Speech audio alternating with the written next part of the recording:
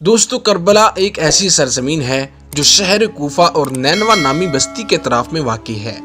خشک اور ریگستانی علاقہ ہے۔ نینوا کسی زمانے میں سلاطین اشور کا دارالحکومت رہ چکا ہے اور اس کا شمار مشرق کے متمدن شہروں میں ہوا ہے، بلکہ اسے تمدن کا گہوارہ بھی کہا جا سکتا تھا۔ کربلا کو اس لیے کربلا کہتے ہیں کہ یہاں پر کربلا نامی گھاس زیادہ اگتی ہے، یا اس لیے اسے کربلا کہتے ہیں کہ یہاں کی زمین بنجر ہے۔ اس کے علاوہ دوستو اس جگہ کا نام طف بھی رکھا گیا، کیونکہ طف ایسی زمین کو کہا جاتا ہے جہاں نہر سے بھی پانی نہ پہنچ سکے۔ اس سرزمین سے کچھ فاصلے پر مشرق کی طرف دریائے فرات بھی ہے، جس کا پانی نرمی سے اور کبھی کبھی کف بناتا ہوا میلوں تک چلا جاتا ہے، یہاں تک کہ دجلہ سے مل جاتا ہے۔ پھر یہ دونوں دریا مل کر آخر کار خلیج فارس میں گرتے ہیں۔ دوستو سرزمین کربلا پر دریائے فرات سے ایک نہر نکلتی ہے جس کا نام الکمہ ہے، اور جو دریا کے بالکل عمود میں ہے۔ اس نہر سے پانی کی مزید چھوٹی چھوٹی نالیاں نکلتی ہیں۔ کربلا کی ہوا بھی بہت گرم ہے۔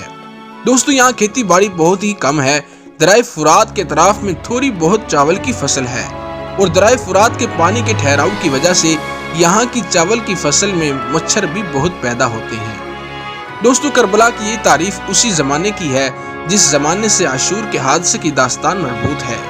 قسمت کا یہی فیصلہ تھا کہ یہ خشک اور گرم سرزمین تاریخ کے صفحات کو رونق بخشے اور آزادی کے خواہاں لوگوں کے لیے ایک پرکشش کتب کی حیثیت اختیار کرے۔ یہ حادثہ محرم 61 ہجری کے ابتدائی دنوں سے ہی شروع ہو گیا، جب امام حسین علیہ السلام یہاں پر وارد ہوئے۔ دوستو جب عبید اللہ بن زیاد کو یہ خبر ملی کہ امام حسین علیہ السلام عراق پہنچ چکے ہیں، تو اس نے ہر کو 1000 سپاہیوں پر مشتمل لشکر کے ساتھ امام حسین علیہ السلام کے رستے میں بھیج دیا، تاکہ آپ کا رستہ روکیں یا آپ کو دارالامارہ لے کر آئیں۔ جب ہر عبید اللہ کے دربار سے نکلا تو اسے پیٹھ پیچھے سے ایک غیبی آواز سنائی دی۔ کسی نے کہا کہ ہر خوش بحال کہ تم سعادت کی طرف جا رہے ہو۔ ہر آواز کی طرف پلٹا لیکن کوئی نظر نہیں آیا۔ تعجب کے ساتھ خود سے پوچھا کہ یہ کیسی بشارت تھی اور یہ کون سی سعادت ہے جو حسین سے جنگ کے راستے میں مل رہی ہے۔ آدھی دن کی مدت میں ہر کا لشکر امام علیہ السلام کے کاروان تک پہنچ گیا۔ دھوپ کی تمازل سے لشکر پر پیاس کی شدت طاری تھی۔ امام علیہ السلام نے لشکر کو پیاسا دیکھتے ہی اپنے صاحب سے فرمایا کہ اس لشکر اس کے جانوروں کو پانی پلاؤ۔ اس درمیان امام علیہ السلام نے دیکھا کہ ایک سپاہی خود سے پانی پینے کی توانائی بھی نہیں رکھتا۔ دوستو امام خود اٹھے اور اپنے مبارک ہاتھوں سے اسے پانی پلایا۔ ہر کا لشکر پانی سے سیراب ہوا۔ نماز کا وقت آ گیا۔ امام خیمے سے باہر تشریف لائے اور ایک مختصر خطبہ ارشاد فرمایا اور کہا کہ اے لوگو، میں خود سے تمہاری طرف نہیں آیا ہوں، تمہارے خطوط نے مجھے بلایا ہے۔ تمہارے بھیجے ہوئے نمائندے میرے پاس آئے اور کہا کہ ہمارا کوئی امام نہیں ہے، آپ ہمارے پاس آ جائیں۔ بہرحال اگر اپنے عہد و پیمان پر باقی ہو تو ٹھیک ہے، اگر اپنے وعدے پر باقی نہیں اور میرا آنا تمہیں گوارا نہیں لگتا تو میں یہیں سے واپس چلا جاتا ہوں۔ اس کے بعد ہور سے پوچھا کہ کیا تم اپنے ساتھیوں کے ساتھ الگ نماز پڑھنا چاہتے ہو؟ اس نے کہا نہیں، ہم سب آپ کی اقتداء میں نماز پڑھیں گے۔ امام نماز پڑھانے کے بعد اپنے خیمے میں واپس آ گئے اور ہور بھی اپنے ساتھیوں کے مجمع میں چلا گیا۔ عصر کی نماز کے وقت امام دوبارہ خیمے سے نکلے اور کوفیوں کی طرف رخ کر کے فرمایا کہ اے لوگو، اگر خدا سے ڈرو اور حق کو اس کے اہل کے سپرد کرو تو جان لو کہ خدا تم سے زیادہ راضی ہوگا۔ ہم اہل بیت خلافت کے زیادہ حقدار ہیں ان جھوٹے دعوے داروں کی نسبت جو اس مقام کے مستحق نہیں اور تمہارے اوپر ظلم و ستم کر رہے ہیں۔ لیکن اگر ہمیں بھی پسند نہیں کرتے اور ہمارے حق کو نہیں پہچانتے اور آپ کی رائے اس کے علاوہ ہے جو کچھ تم نے اپنے خطوط میں لکھا ہے اور جو کچھ آپ کے نمائندوں نے کہا، تو میں واپسی کا ارادہ کر لیتا ہوں۔ خود نے کہا خدا کی قسم مجھے ان خطوط اور نمائندوں کی کوئی خبر نہیں ہے۔ امام حسین علیہ السلام نے اپنے ایک ساتھی سے کہا کہ اس گٹھری کو میرے پاس لاؤ جس میں کوفیوں کے خطوط موجود ہیں۔ امام نے تمام خطوط ہر کو دکھائے۔ ہر نے کہا کہ میں ان لوگوں میں سے نہیں ہوں جنہوں نے یہ خطوط لکھے ہیں، مجھے حکم ملا ہے کہ میں آپ کو زیر نظر رکھوں یہاں تک کہ عبید اللہ کے پاس لے جاؤں۔ امام علیہ السلام نے اپنے اصحاب و بیبیوں سے کہا کہ سوار ہو جاؤ اور واپس چلو، لیکن ہر کے لشکر نے امام کا محاصرہ کر لیا اور واپس مدینہ بھی نہیں جانے دیا۔ دوستو امام اور لشکر ہر کے درمیان گفتگو کسی نتیجے پر نہیں پہنچی آخرکار امام کو سرزمین کربلا آنے پر مجبور کر دیا گیا۔ لیکن دیکھیں یہی شخص جس نے آج امام پر راستہ بند کیا، کل توبہ کرنے کے بعد اس کی قسمت کس طرح بدل جاتی ہے۔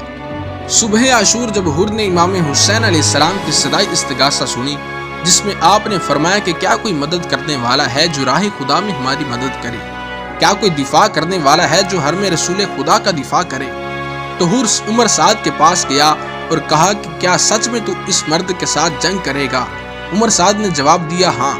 حر نے کہا کیوں ان کی اس بات کو نہیں مانتا کہ وہ واپس جانا چاہتے ہیں؟ عمر سعد نے کہا اگر میرے ہاتھ میں ہوتا تو مان لیتا، لیکن عبید اللہ اس بات پر راضی نہیں ہے۔ دوستو، یہ وہ لمحہ تھا کہ حر سمجھ گئے کہ یزیدی امام کو قتل کرنے پر مصمم ارادہ رکھتے ہیں۔ اس کے بدن پر لرزہ طاری ہو گیا۔ حر میدان کے ایک طرف فرزند رسول اور خاندان وحی کو دیکھ رہا تھا اور دوسری طرف رسول خدا کے دشمنوں کو۔ ایک طرف اللہ کے نیک بندوں پر نگاہ تھی اور دوسری طرف غاصب خلیفہ پر، جو کہ کھلے عام شراب پیتا اور حرام الہی کو حلال اور حلال الہی کو حرام کرتا تھا۔ ایک طرف عشق اور شہادت کے میدان کو دیکھ رہا تھا اور دوسری طرف نفرت اور خباثت کو۔ ایک طرف سعادت اور خوشبختی نظر آ رہی تھی اور دوسری طرف شقاوت اور بدبختی۔ دوستو، حر نے اپنا آخری فیصلہ کر لیا، جبکہ حر ہزاروں سپاہیوں کے کمانڈر اور سپہ سالار تھے۔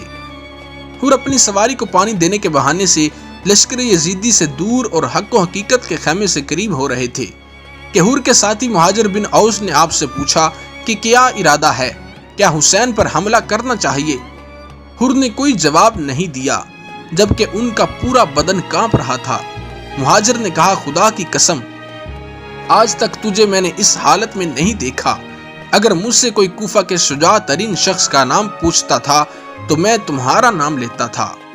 حر نے جواب دیا خدا کی قسم، خود کو جہنم اور جنت کے درمیان دیکھ رہا ہوں۔ اگر مجھے ٹکڑے ٹکڑے کر دیا جائے یا جلا دیا جائے تو بھی میں جنت پر کسی چیز کو ترجیح نہیں دوں گا۔ اس کے بعد اپنے گورے کو ایڑی لگائی اور امام کی قافلے کی طرف چلے گئے۔ حر جب امام علیہ السلام کے پاس پہنچے، شرمندگی سے اپنے ہاتھوں کو سر پر رکھ دیا اور کہا کہ اے اللہ، میں تیری طرف پلٹ کر آ گیا ہوں، میری توبہ قبول کر لے، اس لیے کہ یہ میں تھا جس نے تیرے بندوں کے دلوں میں دہشت پیدا کی اور تیرے رسول کی بیٹی کی اولاد کو ڈرایا۔ اس کے بعد انتہائی شرمندگی سے امام سے عرض کیا کہ آپ پر قربان جاؤں اے فرزند رسول خدا، یہ میں تھا جس نے آپ کا رستہ روکا اور آپ کو پریشان کیا، اس لیے کہ میں ہرگز یہ نہیں سوچ سکتا تھا کہ معاملہ یہاں تک پہنچ جائے گا۔ خدا کی قسم، اگر مجھے معلوم ہوتا کہ ایسا ہوگا تو کبھی آپ کا رستہ نہ روکتا۔ اب میں شرمندہ ہوں اور اپنے کیے پر پشیمان ہوں، خدا کی بارگاہ میں توبہ کرتا ہوں، کیا میری توبہ قبول ہوگی؟ امام علیہ السلام نے فرمایا ہاں، خدا تمہاری توبہ کو قبول کرے، گورے سے نیچے آ جاؤ۔ حر نے عرض کیا چونکہ میں سب سے پہلا وہ شخص تھا جو آپ کے مقابلے میں آیا، لہذا چاہتا ہوں کہ سب سے پہلے آپ کی آنکھوں کے سامنے قتل ہو جاؤں، شاید قیامت کے دن آپ کے نانا میری دستگیری کریں۔ امام علیہ السلام نے جناب حر کو اجازت دی۔ حر امام کے سامنے کھڑے ہوئے اور یزیدی لشکر کو مخاطب کر کے کہا کہ اے اہل کوفہ، تم نے اللہ کے اس نیک بندے کو دعوت دی اور جب وہ آیا تو اسے تنہا چھوڑ دیا۔ تم نے کہا کہ ہم آپ کی راہ میں جان کی بازی لگائیں گے، اور جب وہ آیا تو اس پر تلواریں نکال لیں اور اس پر گیرا ڈال لیا کہ وہ اللہ کی سرزمین پر کہیں بھی نہ جا سکے۔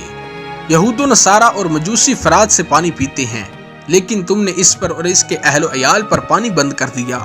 خدا میدان حشر میں تمہیں سراب نہ کرے، اس لیے کہ تم نے محمد کی حرمت کا پاس و لحاظ نہیں رکھا۔ یزیدی فوج حر کی باتوں کو سن کر تحمل نہ کر سکی اور جناب حر پر تیروں کی بارش شروع کر دی۔ جناب حر نے رجز پڑھنا شروع کیا اور ظہیر کے ہمراہ دشمن کے لشکر پر حملہ کیا اور اتنی بہادری سے جنگ کی کہ کئی دشمنوں کو واصل جہنم کیا، یہاں تک کہ سب نے مل کر جناب حر پر حملہ کر ڈالا اور انہیں شہید کر دیا۔ امام حسین علیہ السلام نے خود کو حر کی لاش پر پہنچایا اور ان سے خطاب کرتے ہوئے فرمایا کہ اے حر، یقیناً تم دنیا اور آخرت میں حر ہو، جیسا کہ تمہاری ماں نے تمہارا نام حر رکھا ہے۔ اس کے بعد ایک کپڑے سے جناب حر کا سر باندھا جس سے خون جاری تھا۔ ہاں، امام حسین علیہ السلام خود کو ہر ایک شہید کے لاشے پر پہنچاتے تھے اور اس کے سر کو اپنی آغوش میں رکھتے تھے، لیکن قربان جائیں اس لاشے پر جس کا سر اپنی آغوش میں رکھنے والا کوئی نہ تھا، اور وہ تنہا مقتل میں دم توڑ رہا تھا اور دشمن سینے پر سوار تھا۔